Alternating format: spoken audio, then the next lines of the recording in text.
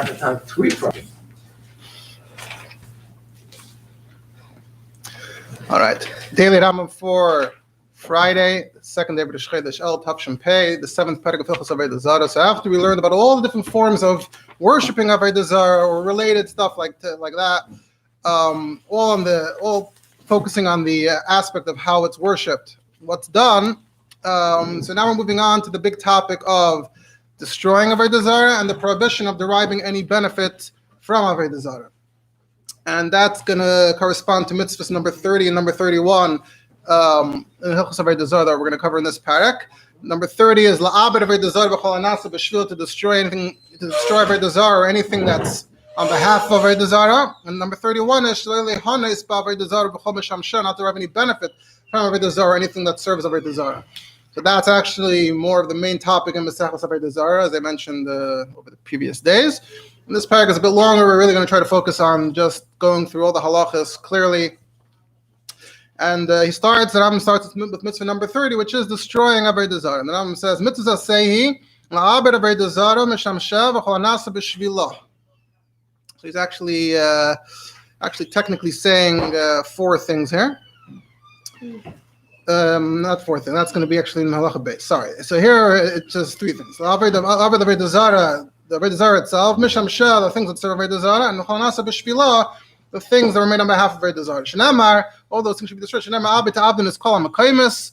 So this is a pasuk in Mdina Parashas Re'eh. Actually, right afterwards, you have the pasuk of leisason. Don't do that to Hashem. That's what we learned in Hilchos to say the Torah about all the things we shouldn't do to Hashem's name. And the psukim in the full, it says Avoda is called Mekaymis, the Harim, the Gvais, the Mizbechais, the Matsevais, the Asherim, the Psile Eleheim, Tigadeon. We're going to have this pasuk soon again, and Leisason. The second pasuk is V'nemakim Kaisasu Lahem, Mizbechaiseim Titoitzum. This is a pasuk in V'eschana, and this is what you should do to them. Don't be nice. Don't learn from them. All these psukim, you usually are in the context of you come to Eretz Yisrael, you're going to meet these new guys. Don't learn from them. Instead, Kiyem, what you should do is destroy it all. So that's where you see this talking about destruction. Now the Rambam, this brings us to the next piece where the Rambam, since we're mentioning that the context is always Eretz Yisrael, this leads us to the next halacha, the paragraph where the Rambam actually explains that it's limited specifically. Eretz Yisrael mitzvah l'davachareha ad shana abadai samikol artzeinu. So that the mitzvah is in Eretz Yisrael it's actually like sort of a proactive thing. You have to chase after it till you destroy it in its entirety. But outside Israel, we don't have a command to do that. But wherever we happen to conquer, so then we'll automatically destroy any Avoda Zara there, but it's not a campaign. We're not looking for Avoda Zara to destroy per se. Where do we know this from? This is from the pasuk we just quoted before, from Re'eh. So you should erase their name from that place. So we're emphasizing it's b'makamahu, dafkan Eretz Yisrael, you have to chase the banat. Outside of Chutz La'aretz, you don't have to chase it. Now, of course, today, a bit of a sensitive topic with whatever there is today, whether ancient stuff or contemporary stuff, already in time Chazal, which is truthfully after Chazal weren't already in time, they didn't have actual control, but there were still a lot of Jews in Eretz Yisrael at the time. So you see they sort of move away from emphasizing the destruction aspect. You don't really see any discussion at all about practically about destruction. And all the discussion is always about Hana, the next mitzvah we're about to learn, which is it's assuming it's here, how do we interact with it? How do we make sure we don't do anything wrong ourselves? But that's really the end in this parak as well. That's really the end of the discussion about destruction, and we move on to... That's what they learn. Black wives learn how to get rid of all the statues, Mm-hmm. Right, or before that we had ISIS also, right? Yeah. All right. So now we move on to mitzvah 31, which is the main topic here today, which is having hana from Avoda Zara.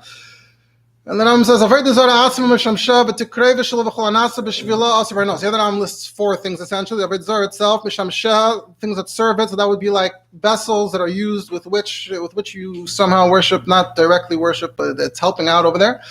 Tekrevis is the stuff that are actually offered as a sacrifice, and Honasa b'shvilas is whatever else doesn't fit into those categories, but is somehow also used in conjunction with Avoda Zara. So he's not going to explain them, he's not going to define all four of them, but throughout the parak, it's going to sort of be weaving through these different categories. So Asr Bahana, these are the things you're not to have the right benefit from. Shnei Savi, say Eva El Beisach. I'm getting a Parshas Ekev. Is where you find this pasuk. And from what we see here is that you're not just bringing it into your house to serve, even to bring it to your house just to benefit from. Now, that's the implication. That's what the pasuk implies. No. Right, Zara, it's universal. And remember, and if you do have benefit, you actually get malchus twice. First time we're coming across this concept that you can do one thing and clap, you can get beaten up twice if there's a certain overlap in the virus. And so what's the story here? One is for the pasuk we already quoted just now a second ago, that you shouldn't bring it into your house. That pasuk is actually from, you might recall, from Ir Nidachas. Remember the Ir Nidachas, and destroying it, it said, so that was actually referring to that. But that also includes, if that stuff shouldn't be Yidbak Biyad Chamu'uma, so Avoda Zara itself, so that's why there's a bit of an overlap here, and it's two Averis, and you get beaten twice, you get Malchus twice. And now we're going to start getting into some practical discussions here in the rest of the Perek, and he starts with an example of Tekrevis, something that was offered to Avoda Zara. So he says, if you have an animal that we know for a fact that was offered up to Avoda Zara as a sacrifice, Kulasur, the entire animal, all parts of the animal are prohibited. So that would be the excrement, the bones, the horns, the hooves, and the hide. So it's all forbidden. Now, what the Lafichach, Rambam leads into the next. So this is really going to be what a lot of the discussions are about, because we don't always know. If you live among non-Jews, live among idol worshippers, you don't always know whether a random object you come across is Avoda Zara or not, and everything in theory could possibly have a connection to Avoda Zara. On the other hand, we can't just put a blanket prohibition and say nothing has anything to do. You want to come to some rules. So that's why you need to be familiar with how they act, how they behave, how they worship, and then you can have different saman and different signs. That's how you know whether something is Avoda Zara or it's not. Without the siman, if there's no siman that it's Avoda Zara, maybe you assume that it's okay. And lefichach, this ties in. Why is he saying lefichach? Which we just said that the oira, the hide, is also aser. So that leads us to the next one. Lefichach im hoya ba'or. So it sounds like you don't have a full animal in front of you. You might just have the hide itself. Yeah, you have the hide itself. And in the hide, you see some kind of sim, some kind of mark that indicates that it's related to Avoda Zara. So for example, we're going to show you Aisin. What they used to do is when the animal was still whole, they would make a round hole by the heart, pull out the heart, and that was how they sacrificed and killed the animal. Then they pulled the skin off, the hide off. Now they're selling a hide, and there's a hole, very very noticeable hole there. How they call it, shen kaf, so any hide that's made in that manner, so you can know that's Avoda Zara. You can't have benefit from the chinkul that, and of course anything like along those lines. It could be anything, as long as you know that's associated with Avoda Zara.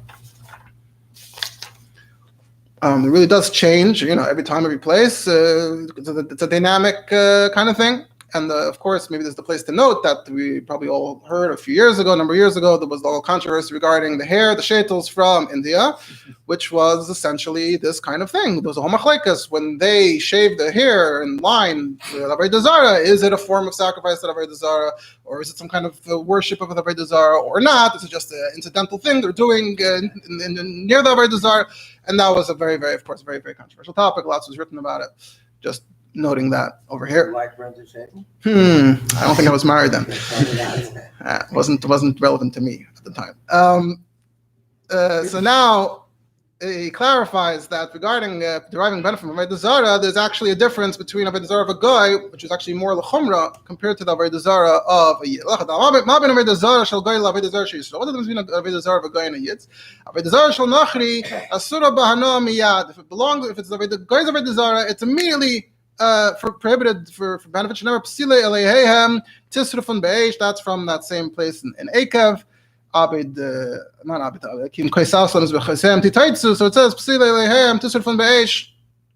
pasuk right before it. So we're saying from the moment that it's sculpted, it already becomes a god, even before it was ever actually worshipped in a specific ritual.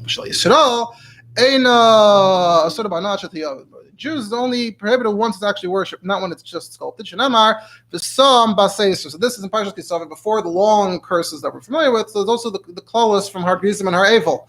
They stood on the mountains. They said the curse is the first aura. The first curse is aura isha sheyasa pesel masecha toivas Hashem maser de charash v'sam baseiser. So it mentions something about it being hidden. So what's it saying there? So we say basaser means ad sheyasa ledvarim shebaseiser. It only becomes prohibited once you do that secret idol worship. Shein avedasa, which would be the actual meaning. What are the hidden things? The hidden things are the worshiping, which is done in secret. Now that I'm mad to Meshamshe Avoda Zara, what about the objects that are used to sort of serve, to cater to the Avoda Zara? Ben Shel Goy, Ben Shel Yisrael, Ein Nasun Not Shishtamshu Behem Avoda Zara. This, however, it's only Avoda Zara itself from a Goy becomes Avoda Zara right away. But for anything else, let's say you have utensils that are used for the Avoda Zara, the Goy's utensils don't become prohibited until he actually uses them. Until now, it's just a utensil. Whereas an idol is an idol already as soon as it exists. Now we're going to get to the idea that you can actually make money off of Avoda Zara specifically if you're making it. This connects to the previous halacha. If you make Avoda Zara for others, so you get malchus. We already learned the Perek Gimel that you shouldn't make it. So even though you're getting malchus, but schari mutter, actually the money that you made, that you charge, that's okay. Even if you made it for a guy, that it's an idol already, so seemingly it is directly in remuneration for an idol, a prohibited idol. So the answer is, so there's like a lumdish sort of a reason here. Even the idol, we said becomes prohibited right away. It's only once you put in the last nail. Makasha, or it's on a nail, it's you're sculpting, so it's the last bang. However, the last bang itself, that itself wasn't worth anything.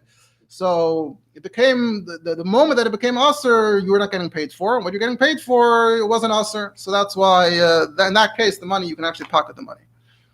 That's if it works for time. If it works for the piece. It doesn't differentiate. I mean, the piece, he was getting paid for all the work he did until that last bank. So that's the continuation from the previous halacha. We said that usually it's usher right away, but actually, his interesting case, we make the argument that it's actually not usher till the last second. And now the next piece on halacha, hey, regarding we're doing business and you don't want to get stuck at the end of the Avoda Zara. So grutais min hagoyim. So you buy grutais. What are grutais? So grutais are objects that are sort of scrap. Yeah, so it comes from Greek. Apparently, one of the words in Chazal comes from Greek, and today in Hebrew, it's sometimes used even for like a car that's sort of half broken. You say, "Oh, my car is a gruta'a." So he's buying scrap metal, and he found He found something inside this Avoda Zara. Apparently, it's not in doubt. It's for surely Avoda Zara, and he found it after the purchase. He bought a whole pile, and in the bottom of the pile, he found something that's clearly Avoda Zara. So now, what's the story? If he paid money, but he didn't actually do a kinyan, he didn't do a mashicha, so then he can still give it back to the guy. He doesn't have to take the loss. So the opposite. If he did the kinyan, but he didn't pay yet, even though really the mashiach itself is a kinyan, but even though he was kainat, so you still have a certain window where you can say the whole purchase was a mistake, so I don't want to keep you, can undo it. But the line is Mashup and Nasan Moes, but if he did both, he did the kinyan and he paid, then it's already too late. Just rules in kinyanim apparently. That it's mekachtos up at a certain point, and once you pass that point, then you can't you can do anything about it. You can't give it back anymore. It's yours, and it's like, anything you will do now will be like deriving benefit from it. So you have no choice but you have to bring it to the sea of salt. So now today Yam HaMelech usually in Tanakh it's associated with the Dead Sea, but I think the Ram elsewhere indicates that Yam HaMelech in this context just means the Mediterranean Sea, the big ocean. Just dump it in the ocean. I don't know if today it's environmentally recommended, but you have to figure out a way to the point is you just completely rid yourself of it and make sure that no one could ever retrieve it. So dumping them out of the ocean would be one way to do that. That's mentioned a lot in these halachas. We'll see later in this Perek and the following prakim, the Yam HaMelech gets mentioned. Another example of this in the case of Yerusha, v'chein goy v'ger sheyershu savi and goy. So how do you have this in the case of Yerusha? A ger, the ger has a non-Jewish father, but he's still inheriting his father when his father dies. So now the guy is bequeathing the guy who died as Avoda Zara. Now this ger doesn't want to get stuck with it and take a loss. So what he can do is, until he actually acquires it, until he actually acquires it, he can tell his brother, the guy, you take the Avoda Zara, that's valuable to you, and I'll take other valuable things. You take the Yayin Esech, also, not we're discussing Yayin Esech really, but it's the same case, so we're mentioning that as well. You take the Yayin Esech, I'll take the Paris. That would well be okay. That wouldn't be considered deriving benefit because he didn't acquire it yet. But the Imish Shabbat, Shasager, once it reached his property, also now already you can make an exchange. That would be like deriving benefit from something that you already own. So there's a before and after. You can do something up till a certain point, but not after that. Now, so earlier in Halachah we mentioned about finding hides and the simon. So now we're moving on to what if you find actual objects that might be Avoda Zara objects, but you're not sure because it's not always clear. So images that the goyim made for beauty. Now I'm going to comment on this again in Halachah Zayim. I'm going to assume we're talking about images, like not necessarily sculpted, just like an image. And apparently Jews didn't really, it doesn't seem like Jews really had that kind of thing at all. Goyim did, but even by the Goyim, it wasn't automatically Avoda Zara. It could be something else. It could be just for decoration. So we're talking about no. So if you know that it's for noi, so surely it's mutter. But Tzurish also is an Avoda, if they made it for worship, asur. But now the question is, you don't know. So how are you going to figure it out? It's okay, it's call it Tzurish and Tzarish any images you find in the villages, the smaller villages, asur and bahana. Those are all prohibited. The small village people, they're not into art. They don't have artistic stuff, apparently. So anything that looks like that kind of artistic is surely made for a specific function for Avoda Zara. However, I'm in Mdina. If you find it in Mdina here means a city, a larger area. So there was more culture, there was more beauty, there's more art. So you need a more specific simon. So if it's something by the entrance to the city, and the image is holding tzuras makel, the image of a stick, or a bird, a kader, or a ball, or a saif, or a sword, or a crown, or a ring. Then we assume it's for Avoda Zara. But if it doesn't have any of those characteristics, you assume that it's for beauty. So what's the story with these 6 things? So there's some kind of connotation of sort of being in charge. So the Mishnah actually mentions only the stick, the bird, and the ball. And the Gemara says the stick represents that he rules over the whole world like with a stick, and the bird is that he grabs the whole world just like he grabs the bird, and the ball is that he grabs the whole world just like he grabs the ball. It's interesting. Taisvis there actually. Taisvis says kakader that the ball itself represents the world itself because it says sha'olam agol. The world is round. How do we know the world is round? It says in Yerushalmi that Alexander Mekden went up into the sky until he went so high, he saw the whole world is like a globe and the water is like a dish. Now it's actually in Yerushalmi right here as well. There the Yerushalmi says clearly Kader Shahoilam Osaka Kader, and Rena says Alexander Mekden when he wanted to go up. Now, I don't think the Yerushalmi says clearly, but I think elsewhere, maybe in the legends of Alexander, it says that he went on an eagle, and the eagle, the whole thing, he went up, and apparently he was able to see the shape of the earth from that high, and describes the earth as a ball and the river, the ocean as a tray, which seems to be describing a different form of meaning that the earth is like there's half of the earth is that there's a tray of water and the half of the earth is on top and half of the earth is submerged, sort of a different image than as within the globes we have today, of course. So that's why, based on that story, so that's why the idols also had the ball. According to Yeshua, that's why they're holding a ball representing the earth from Alexander, what he was able to see. Now, from Bavli, though, actually, Taisvis connects to the Yerushalmi. From the Bavli, it sounds more like it's like the bird. Just like you grab the bird, that shows that you're in control. So you grab the ball, shows you're in control. And whatever the case being, I don't think there's any other really direct reference to the shape of the earth, at least in that kind of way elsewhere. There in the Bavli, similar in the Yerushalmi, it adds that they added these other 3. Why? So the Gemara has to explain what they thought to begin with. So it wasn't on the list, and then they added it to the list. It's a saif, the sword. First they thought maybe it just represents a robber, some kind of bandit. And then they said no, it means that it's God. It's sort of a godly thing, an idol thing that it's killing the whole world. And the crown, he says, I guess the Romans in those days, a lot of them had wreaths on their head, so it could be anyone. They said, no, it's probably meant to be like a king. And the ring, they said, the ring could be any. I mean, lots of people wore rings, and they signed with it or whatever. And then they said, no, it seems to be signing the whole world for death. So it became associated with Avoda Zara, so they added it to the list. Just a little interesting detail from the Gemara. Now he moves on, Halacha Zayin, to things you found in the street, and the question is whether it's Avoda Zara or not. So now he says tzlomim. He uses a different word. He says tzlomim. So that would be little idols where the object itself doesn't serve any purpose. The whole purpose of the object is that it represents, it's the shape of a different object. So he says, if it's so you find it in the street or in the scrap, it's mutter, certainly if it's broken.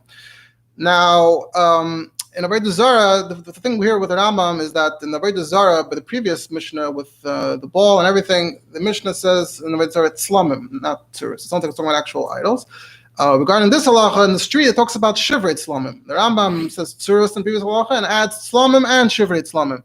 So there's a lot of these halachas are not very simple. There's a lot in the Mefarshim about it. Also, the question would be in the previous halacha, it sounds like you found the tzura anywhere. Here it sounds like you found the dafka in the street, so it indicates that it's being dumped. So the way I chose to understand it is that the previous was about images, and this is about slumim.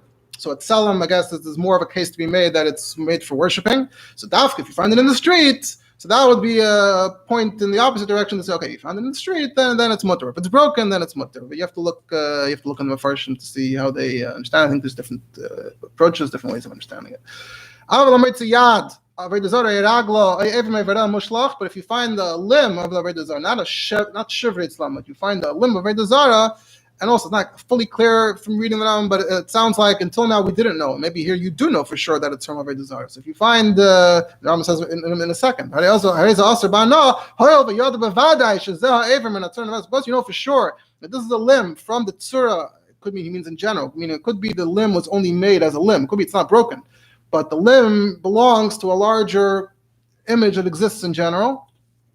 So because you know it for sure, so it's aser ad sheyivadalei shebitlu hagayim, unless the goyim actually do bittul, which is not something we really discuss over here.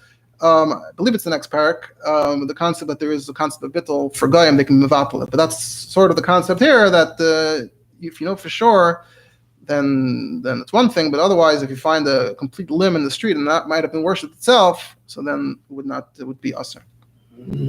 Now about what if you find regular kalim and not necessarily in the shuk, you find a regular vessel, but on the vessel there are images. So maybe the vessel itself was used for ordinary things, but there is Avoda Zara on it. So so if you find vessels and on it is the image of a sun, the moon, or a dragon. Dragon is what we call a dragon today. Now, sun and moon were mentioned earlier in Perek Gimel, by the way, we're not allowed to do leisasun. We shouldn't do it. This is the first time that I'm actually saying that it is associated with Avoda Zara. And I should just mention, we have a time to mention last time, that there's some that say that according to Rambam Pirush HaMishnayos, even the sun and the moon are only aser if you make it in the specific idolatrous sun image, the idolatrous moon image, but that an actual image of a regular sun or moon might not be a problem according to the Rambam. That would be a big foundation for a heter, for drawing regular images of the sun and the moon if you go with that Rambam Pirush HaMishnayos. So that might be the case here as well, that it's a specific idolatrous form of the sun and the moon. So if it's silver, gold vessels, or red, I guess clothing, so red clothing, which are considered more special, or if it's on jewelry, then they're prohibited. Apparently, Chazal knew that in those cases, images on those types of items tended to be Avoda Zara. But on anything else, it's mutter.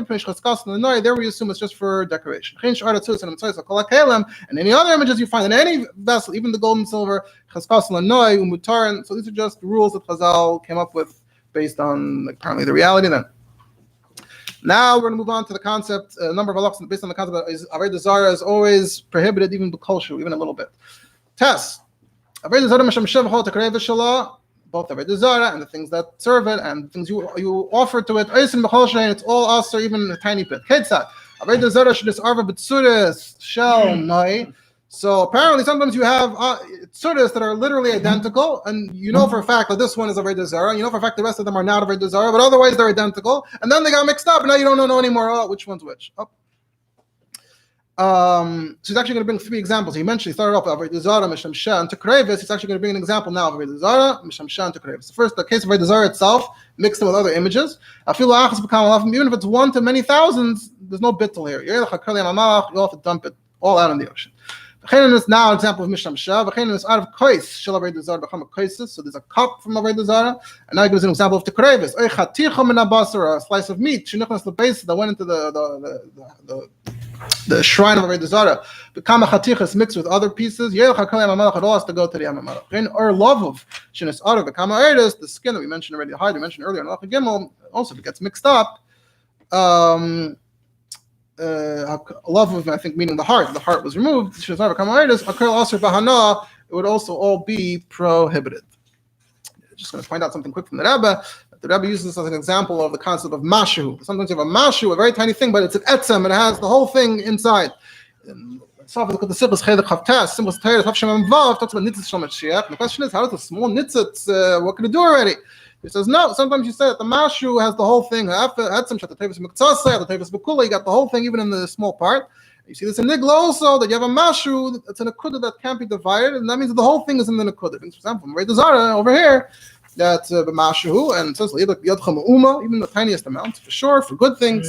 But that's just the thing we're going to mention today from the Rabbi. Now, we mentioned earlier that if you make the idol, you can keep the money, but now we're going to learn, of course, that the money for selling is not mutabana. What if you, instead of getting rid of it, instead of dumping it, you sold it? Doesn't change the halacha. The money is also braided into the same rule, even than just the kol shem. That's from the pasuk where Yisav Evil Beisacha, and it continues. What do we see from here? Anything you bring from the Avoda Zara or from those other things that serve the Avoda Zara, even if you exchange it for money, it has the same status. Now, what about ashes? What if you burn the Avoda Zara or the trees, which is wood actually? So you burn the tree. After also by now, the ashes are still considered part of the Avoda Zara, and it's still asr. It doesn't help. Now we speak about fire in general, but gachelash Avoda Zara asr. If you have a coal that's part of Avoda Zara, belongs to Avoda Zara, the coal would also be asr. I shall have it sometimes, but the flame would be mutter. You could use the flame. You can light something from the flame. Just the flame is not considered to be a tangible thing. Now we move on to the idea of suffix and Suffixes. So Suffix Avoda Zara aser, Suffixes mutter. So if a cup falls into many other cups, which is really what we mentioned already earlier, it's aser. That's what we just said. That was the whole concept. It's always the whole concept saying that it's aser because means that in the case of a suffix, it's still aser. But but if one of that mix then got mixed into another pile, now the second pile at Eilu Mutar, because now it's a Suffixes. We don't even know if the cup that left the first pile is that original cup, so it's a double. The first suffix is the cup that left the first pile, and the second suffix is the cup that left the second pile. So that's the double suffix. Now we're more of this Suffixes discussion. Softness Effects. Because if a ring mixes in with 100 rings, and 2 of them fell into the ocean, we say, now the rest is good. Because we assume that actually it's in those 2. One of those 2 was that ring. We're not getting into the details. This is all kinds of things of Rav and Suffixes. We're just gonna touch. What if it was mixed into 4 to 100 and then it was split? Our boy 60 year and 40 year. And then the next 40 fell into another. Now it's all okay. The bad ring was in the Rav. So sometimes we say that it's in the minority, and sometimes we say it's in the Rav. But if the 60 fell into another Kulan Asuras, that would be Asur. In this case, the entire pile. Earlier we said that if one from the mix falls into another, then it creates a new Suffixes. But if the entire, since we're assuming right now that the ring is one of these 60, and the entire 60 fell into another pile, so nothing changed, it's still a problem. Now I'm going to move on to a number of halachas connected to the Asherah tree. So earlier we just mentioned that Shera yesterday. We actually just mentioned that it's near, even if it was like a chiddush, even if you meant it for Hashem, because just like the Avoda Zara, they put it near the mizbeach, so they should gather around it. But here we said that Shera itself, though, standard Shera was meant to be worshipped itself. So either you worship the Asherah, or there was an Avoda Zara under it. Whatever the case is, it's an Asherah. Also, you can't derive benefit from the shadow of the actual trunk. But you could sit in the shade of the branches and the leaves. Also the halachas. And if you have another path, you shouldn't go under that tree. If you don't have another path, you should run under it to get past it as fast as possible. What about the birds in the tree? The birds that are in it, the chicks that are in it, but they don't need their mother. They're essentially free. They can fly on their own. They're just hanging out on the tree. Mutar, and they're not especially connected to the tree. But the eggs are the birds that need, the chicks that need their mother. As certain, they are prohibited. The tree is a base for them, and that apparently makes them awesome. But the nest itself would be mutter, if maybe it's in because the branches are from somewhere else. Those are the rules. It's interesting. Halacha Yud Gimel. What if you take wood? Not the man eitzim. The wood would still be aser. Hisik ben sataner. What if you use it for your oven? Yudsan. You have to cool off, get rid of the heat, wait till it cools off, and then you can bake with good wood. I mean, the heat itself is also a form of hana. And what if you didn't? What if you actually baked the bread with that heat? The bread is an extension of that benefit. How did the bread become bread? Through the benefit of our desire. So it's keeping the chain going. The bread is now for the benefit. This arva b'ached. What if that bread now got mixed with others? So here, since the thing itself has nothing to do with our desire, it embodies a vague concept of benefit. So here you can exchange it into something else. So dump the value in the ocean. So you don't want to, let's say it was worth $5. You don't want to have that $5 of hana, but you can convert the $5 into another $5, dump the $5. Now the bread itself is just bread, and the bread is fine. Didn't we just say shall have us mutaris to take the flame itself, and apparently the heat would be a problem, apparently. Or because you burned the wood, you needed the wood. Maybe wood is different. It's not, it didn't just come from the flame, it came from the wood. Interesting question. Halacha Yud Daled, same thing works for weaving. Not to mean a kadkad. You took the wood, you made the wooden piece for weaving. Aser ba'ana. The baguette also is aser. But what if it gets mixed? So convert it into cash. Dump that. And the clothing is fine. You can plant vegetables. Doesn't matter whether it needs the shadow or not. But even if it is getting prohibited shade. However, the earth, even the earth right under the tree, the earth never becomes aser. Earth can't become aser. So because the earth is not aser, it's a combination of earth and shade. The whole davar aser, if it has both benefit from the prohibited and the permitted, that's a rule in general. It's mutter. A lot of interesting halachas. The last piece in Yadalad. So same principle of davar aser, davar mutter. If the fertilizer is from Avoda Zara somehow, and mutter l'zraya, it's fine. Meaning, once you did it, we shouldn't have. But once you did, I guess you didn't make the earth aser because the earth is still the earth. Or even a cow, if you fed it with karshinim of Avoda Zara, karshinim is something called vetch. A certain plant, you can look it up on Wikipedia, a lot of the details. It was used a lot in that time and place for animals. Mentioned a lot in halacha as well. The karshinim. Also, you can eat it because it's only part of the animal, apparently. Anything along those lines. I'm sorry, we're going a little over time, but we'll try to finish fast. Tazvav. To crave is what you worship, what you offer, only after you actually offer. Now, if you just bring it in. Once you put it in front, now it's the crave. If you take it out afterwards, it doesn't change anything. If you just find it, you don't know how it got there, but if you find it in the shrine, even if it's water or salt, which you ordinarily wouldn't use as the crave, and if you eat it, you get malchus. Now, why? Earlier it said hana, you get malchus. Why is it saying eating? And also there it said two. Why here? Why one? Mefarshim. Got to look at Mefarshim. It's a question. Tazayin. If you find these random objects at the head of Avoda Zara, and we're going to say later, this is outside, not in a shrine. If it's in a disrespectful way, it's mutter. If it's in a respectful way, it looks like it was given, even though usually give that to an idol, maybe not.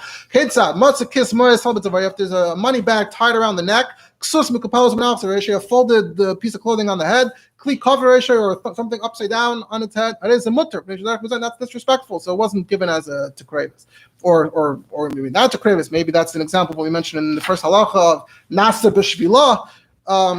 But it's b'zayin. If you found something that you would put on the mizbeach, and I guess it doesn't matter if it's b'zayin or not. That's only if you found it outside. You found it inside the shrine. Doesn't matter what form. Doesn't matter at all. Whatever's inside, like we said earlier, which is not something you would usually offer. Those are always outside by nature, by definition. They're outside. There is no shrine, or at least they commonly don't have a shrine. Whatever you find near them, outside. The stones of the Merkulis. Any stone looks like it's near those stones. This is a bathhouse or a yard that's associated with Avoda Zara, with the shrine or whatever. You can have a no if you don't say thank you. You can't say thank you because that means you're giving something to the guys who are administering it. What if it's owned in partnership?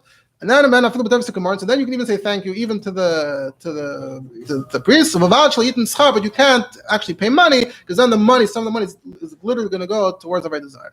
The special halacha of a merchatz that has Avoda Zara in it. Merchatz yesh ba Avoda Zara. But you could use it for washing because